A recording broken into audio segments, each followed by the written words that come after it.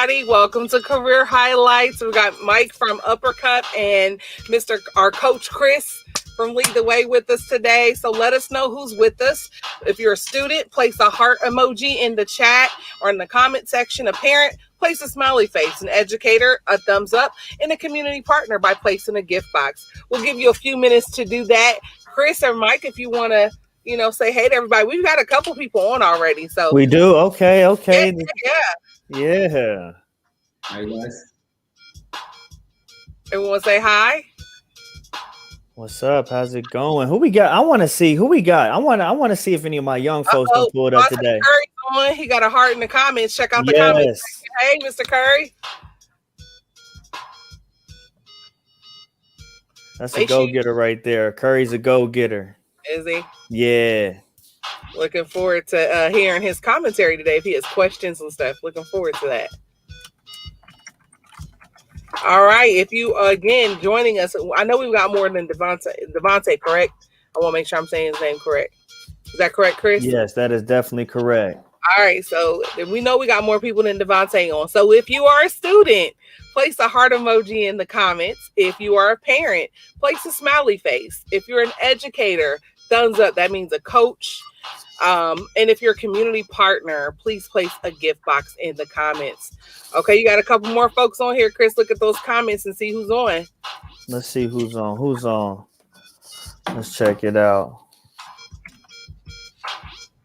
Okay.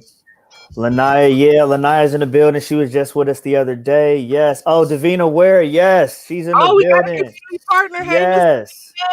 Yes. How's it going? She's phenomenal. Yeah, I got the pleasure of working with her over the summer. Yes. She don't play. All right, let us know who's with us. If you can, go ahead and share. We got a parent in an educator. Yeah. Mr. Leeper's here. Hey, how are you? I see Coach Chad is in. Coach Chad is in the building. Hey, Coach Chad. Yes. It's gonna really be a nice coach. Really dope coach. Thank you again. If you're a student, place the heart emoji in the comments. A parent by placing a smiley face. An educator placing a thumbs up, or a community partner with a gift box. We're only going to do a few more seconds of this, and then we're going to turn it over to Coach Chris because he's got something different tonight. Definitely, yes. I'm excited. Show us some love. This is going to be exciting night. I'm really excited to be on this. I'm really excited. We're excited to have you. I'm happy. And Chad's in the comments. Coach Brandy, what's up, Coach Brandy? Her elbow cough. God love it. Make sure you guys share and invite others to come if you can.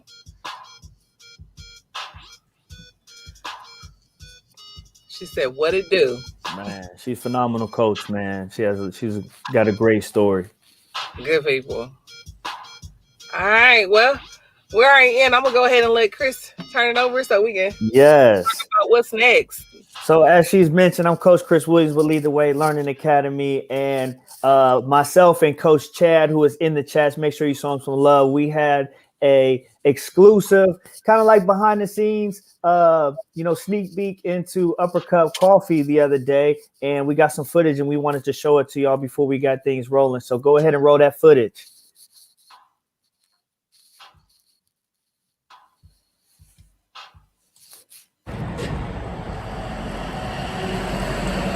What's up? It's Coach Chris Williams checking in with y'all from Lead the Way Learning Academy. We are back at it again. We have another phenomenal opportunity for our career highlights. We are at one of two. Yes, I said it, 2 locations, Uppercut Coffee here on Parsons Avenue. I'm waiting for the owner to get here because you know what? He's giving us inside access to this coffee shop, all right? And more than coffee, we're learning about business, right? A lot of y'all want to be business owners. A lot of y'all are Black, African Americans, right? And we're going to show y'all how to be entrepreneurs in this space and level up, all right? So, like I said, we waiting on the owner to come in, and he going to show us around. So get excited, get ready, because we about to make it happen. It's just different.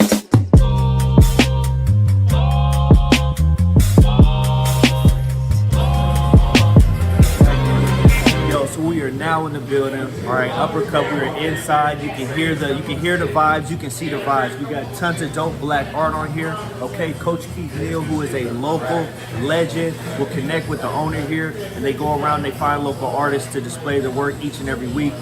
Specifically, this month is Black History Month, so you're going to see a lot of dope black art. If you're an artist yourself, and you want to get connected, tap in. You might find your work on the walls, in your own community. So check it out.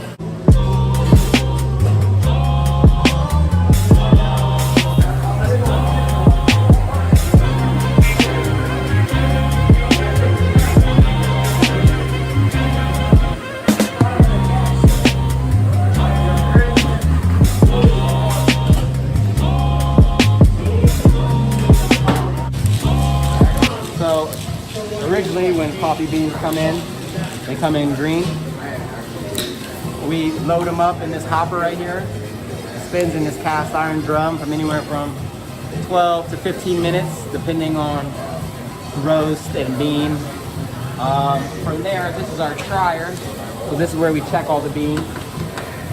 As the beans are rotating, all the shaft, which is the skin of the bean, goes down, and all the smoke goes up and out.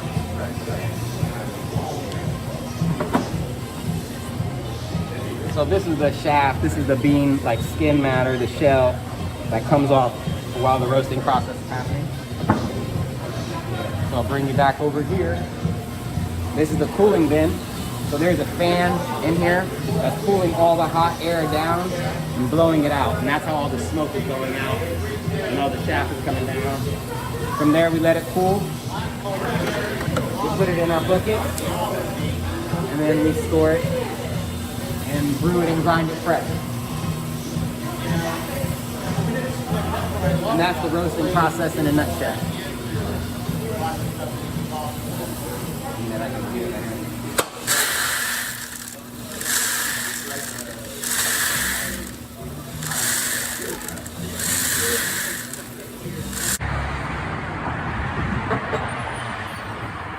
Yo, so we just got done chopping it up with Mike, man. He showed us around. You guys can check out the footage. We will be live with Mike on March 4th. So check this out. Get your questions prepared. He's ready to chop it up with some of you entrepreneurs that's on the rise. I just got me Americano from Uppercut, so you know we plugged in, man. Check this spot out. You got 2 locations, right? Parsons Avenue, and he has another one in Gahanna. We'll see y'all for career highlights next week. Peace.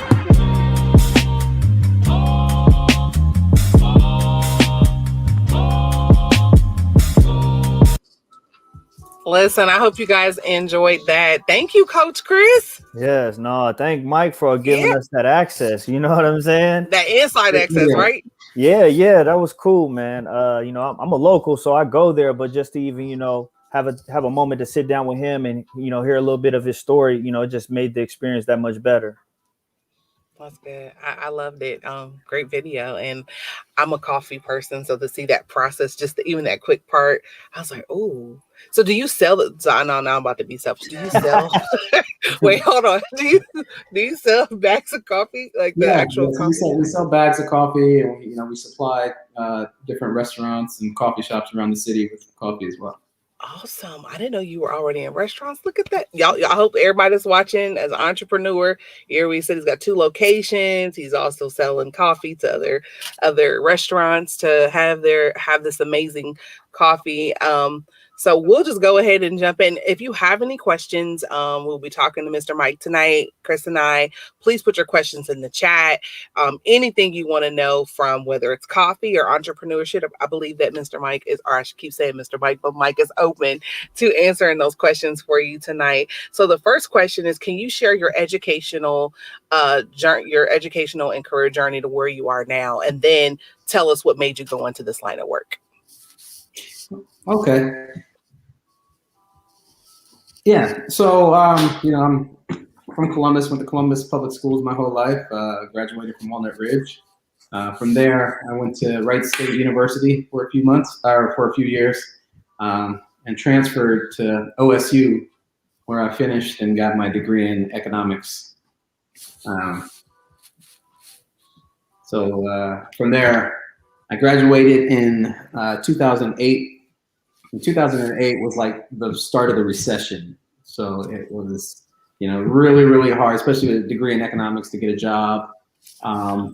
At the time, I had scored an internship at Merrill Lynch, and I was, pretty excited about that. I thought I was going to be a stockbroker. I did that for about 3 months, and I absolutely hated it. Oh no, like don't know what I'm going to do. A lot of my peers who I graduated with were going back to school to get a master's because they couldn't find a job.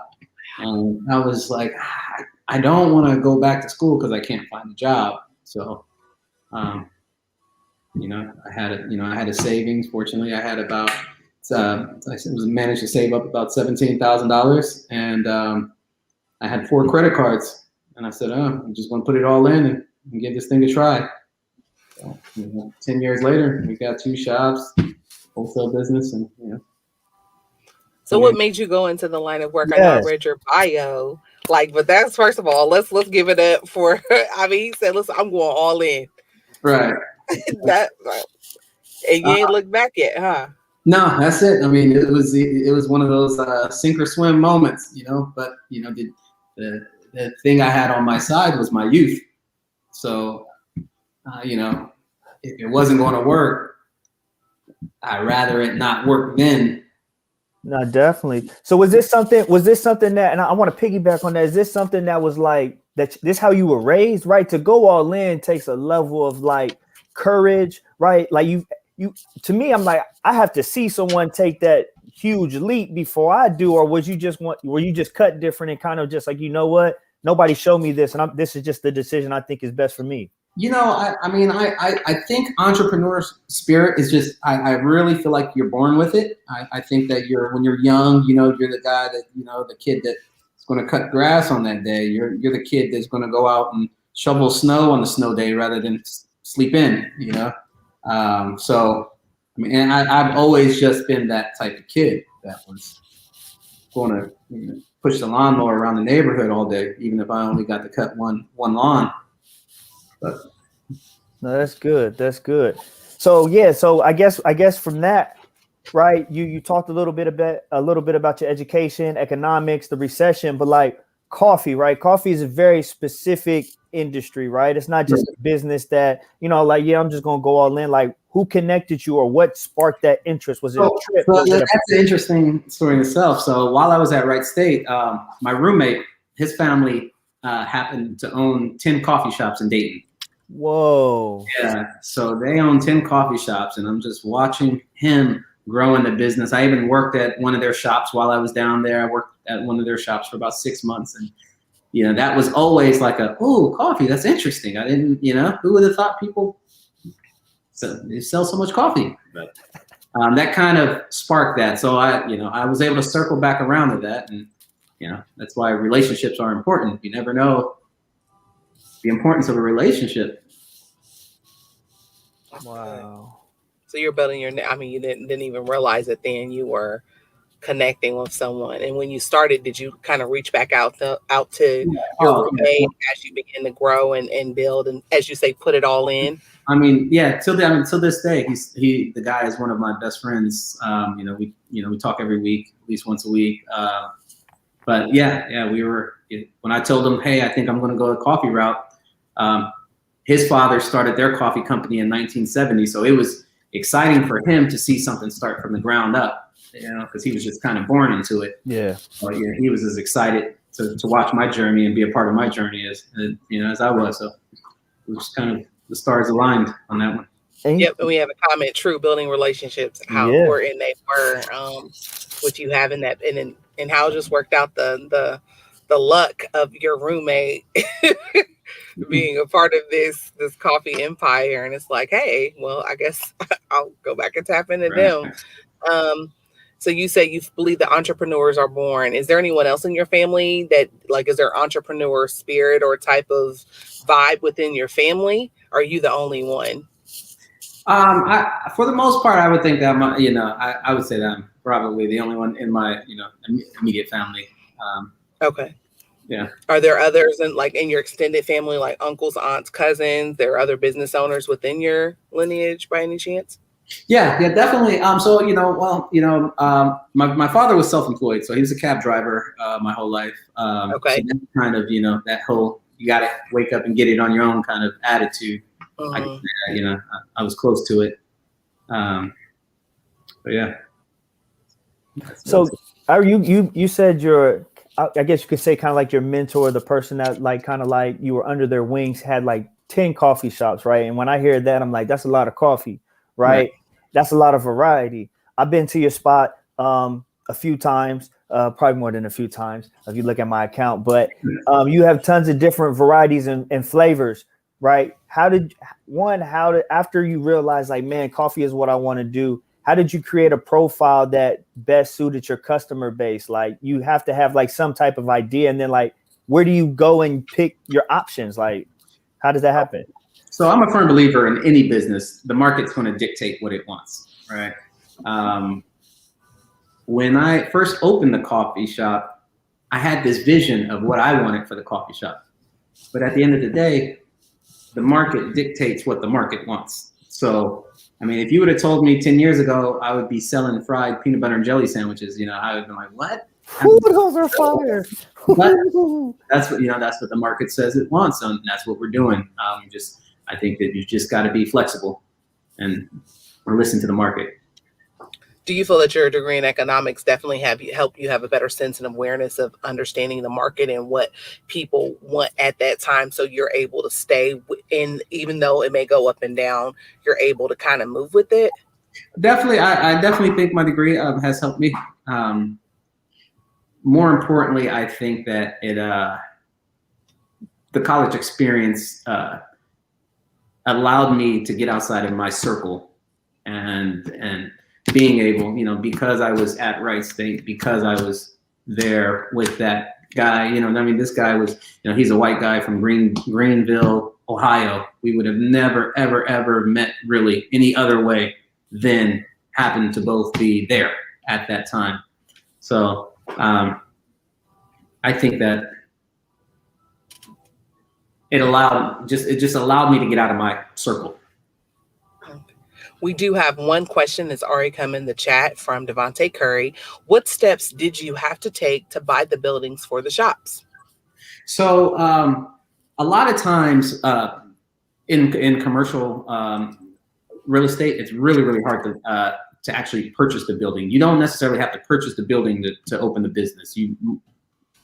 98% of the times you rent the space. So my warehouse that we're roasting in, I did purchase that building, but the two storefronts are rented properties. That's a good question, Curry. That's a good question, man. So I guess my next question would be, what was your first coffee experience like? Right, you own two coffee shops. You've been around a lot of coffee. Do you have a cool like first experience with coffee? Did you like it? Did you like it a lot? Did you not like it? Share that. Okay, so coffee. I'm originally from East Africa, Eritrea, right? So coffee is a big part of our culture. My mom has been roasting coffee in the house for the coffee ceremony my whole life. Coffee's always been a little different for us. Whereas in America, coffee is like more of a pick me up. And in Eritrea and Ethiopia, it's more of a chill, long 2-hour process, more like a wind down rather than a get up and go kind of thing. That's interesting. Yeah. I would So never pick. Yeah. I'm drinking coffee to get my butt going, right? Well, in all fairness, Chris, I've seen you sit in there and chill sometimes too. So I do, because there's a lot of wisdom in there. So I'm trying to be cool most of the time. Yeah, and that's what we try to push, man. I want the whole experience to be there. It's not take a coffee break. Don't That's coffee good. run. That's good. Take it as a coffee break. Coffee break, not a coffee run. That's good. That is, man. You're right. I do. You know what? Now that you say that, I can see how that is, because when I do get my coffee, it's an experience. I gotta, at the crib, I gotta grind because I get my whole beans from you guys, and I got my blend, the grinder and all that, and I put it in. I'm setting stuff up. I'm picking my mug out. So yeah, you're right. I guess you're right about that. That's good. So what motivates you, right? What motivates you in this work? What motivates you to get up every day? Is it the money, right? A lot of our young folks want to get to the bag, right? Or is it serving people? Being a humanitarian more so. To me, is being able to be a community hub. I see a lot of relationships being built, a lot of community being built, to have created a space that allows relationships to flourish. I think that's the real satisfaction. That's good. We do have another question in the comments, and it's from one of our community partners, Ms. Davina Ware. What advice would you give to individuals who desire to become an entrepreneur? So, I mean, the best thing that I would tell you about becoming an entrepreneur is identify what you want to do and then start the research now. Start learning now. Get a notepad that says that business that you want, and spend the time now to do the research. That's good. Good comeback. That's really, really good. Is there anything else you wanted, like any particular steps that she could take? I know you got the notepad. Like what was your process when you were doing? I'm pretty sure with your background in college help, but did you like work with SBDC? Did you work with if there's like any different associations or organizations that you work with to kind of get going, to also get capital? Did you just self-funded? Did you do any capital? What? So originally it was all self-funded.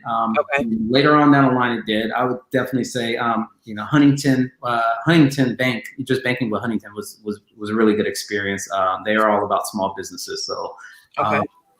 Once you get your EIN number, I would say get a business bank account. And even if your business even if you're not in business yet, it's okay to start the paperwork and build the business credit. So do as much as you can now. Research, talk to as many people in the industry that you're looking at going into. Learn from other people's mistakes. You don't necessarily have to do it on your own dime. If you can possibly get a job in the field that you want to go to, get the job in the field that you want to go into. Because you'll start seeing and you'll start being able to identify what they're doing right and what you could do to improve. That's good. And with that, are there any particular small business associations or organizations they should connect with, that some of our youth can start looking into? I mean, Columbus is. There are a lot of small businesses here, and there are a lot of Black businesses here in Columbus. So, I would say, with social media at your fingertips, the way it is, there's, it's easy to connect, it's easy to find. Definitely, I'd say research. Okay. And you mentioned a little bit about, like taking the job in the field that you desire, right? So, we're a workforce development program, and we have an awesome opportunity every summer to do internships. Obviously, it'd be a phenomenal opportunity to have a young person under your wing, because you're just a dope individual. You always have great energy around your spot. But for someone that's looking to get in the coffee industry specifically, mm-hmm. what kind of advice on that, maybe the internship route would you give? Would it be doing like a Starbucks experience, or like finding a local shop? I always say find a local shop, find a small business. The big businesses, they have, you want to see them both. So it's a good experience to go to the big business, and then it's a really, really good experience to go to the small business, because the struggle that a small business has is nothing. Like you can't compare that. Even baristas that come to me from the bigger places, they're always like, oh, this isn't how we did. They're like, this isn't how we did it at Starbucks. And it's always like, we're a small business. So if you can, land with a small business. You'll learn so much more. That's good. You've got some more questions in the comments. So Coach Chad asked, how hard was it opening a second location and how long did it take? All right. So I opened, to go down the history, in 2010, I opened the roastery. And it was, I bought a roaster, I rented a warehouse space, and for about a year and a half, I was just roasting coffee and selling beans, supplying it to, restaurants and stores and things. 2011, I signed a lease and got the retail store, and that's when we started the retail. And 2017, I opened my second store. So from 2011 to 2017, it was about 6 years. That's work. I opened my second store, but I wanted to make sure I was ready. I think that a lot of times small businesses go under, really just in general. The hardest leap is going from 1 to 2. You can successfully get your second one going. And this was the advice that I got from my friend's father that owned 10 coffee shops. He said, Mike, before I opened up my second shop, he said, if you can successfully operate 2 coffee shops, then it's no problem to get to 10. Because when you jump 1 to 2, you're running back and forth and putting out fires. And once you've managed to successfully do that, then 10 is around the corner. So when can we expect 10? All right. I'm just saying, we're talking about it, Mike. We're just We're going international, baby. Right. So you got some more questions. So Lanaya, I believe that's her name, correct? Yeah, Lanaya. How did you handle adversity and doubt? That's a good question, Lanaya. It was just really like I couldn't afford to fail. So when I knew it was on the other side, I couldn't afford it. I couldn't afford to doubt myself. We were all in. Sometimes you just got to be all in. Did you shut people off? Or you narrowed your circle down? Did you? Yeah. The business was essentially and it still is my baby, and that's what it is. That's the other part about the entrepreneurship. I've missed weddings, I've missed funerals, I've missed so much because it demands so much out of you. So that's the other thing is, are you willing to give it all up? That's good. That's that all in, right? Right. That willing part, right? That's the key word, willing. That's a tough one to deal with. And then Devontae had another question. What all did you do to get your shop's name known throughout the city? So I guess marketing, advertising, promotion. How did you get out there? Well, most importantly, we kept a consistent product. Consistency is everything. Someone can't walk into your shop and get one experience one day, then come back and get a whole totally different experience. So everything was about consistency for me. From the recipes on the drinks and the food, and from there, word of mouth goes a long way. People will talk about a good experience. People will really, really talk about a bad experience. So as long as you can avoid that bad experience and really push those good experiences, people will eventually start to, your name will start ringing. And then Coach Chad asked, were you nervous going all in? Oh yeah, I was sick to my stomach. Good answer. I would never do it again. Yeah, it was sometimes, but it's when you're all in, you don't realize what's happening. You're basically fighting for your life. You're fighting for survival. So when I look back at it, I'm like, woof. When I started, my hairline was right here, and now, Mike, I can't. I look at 2009, right here. Mike, I can't. My face hurts. Davina asked, are you hiring and are you open to mentoring youth? I think Chris may have already asked, but she did ask in the comments. I'm sorry. Say that again. It froze on me.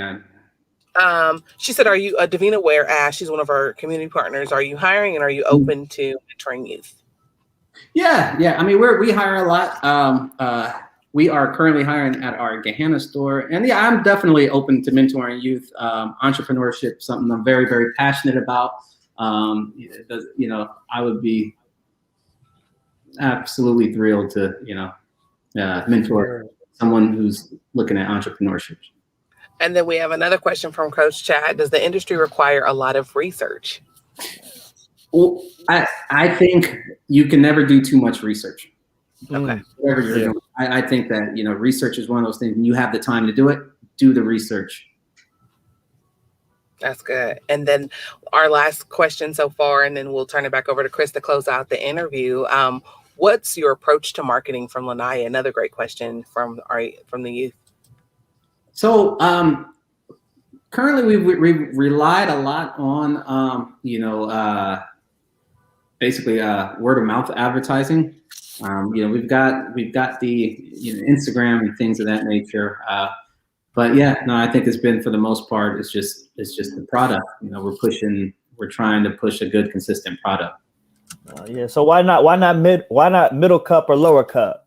Upper cup, right? Where y'all should drink, right? Like you could have had a middle cup, lower cup, why upper cup, right? So our coffee is always going to be just a little bit stronger. We put just a little bit extra coffee in there to make it stronger and give you that. Maybe because I loved it. I know I was like, this is some good coffee. Miss Susan Bradford brought me over one day from the Lincoln, and it was a Saturday morning. You guys were packed like it was a weekday, right? And on Parsons, and I was just like, wow. I was like, I've always wanted to come in, but I never got to come into the space. So it was awesome. Shameless plug on the Cronuts. I didn't know what that was.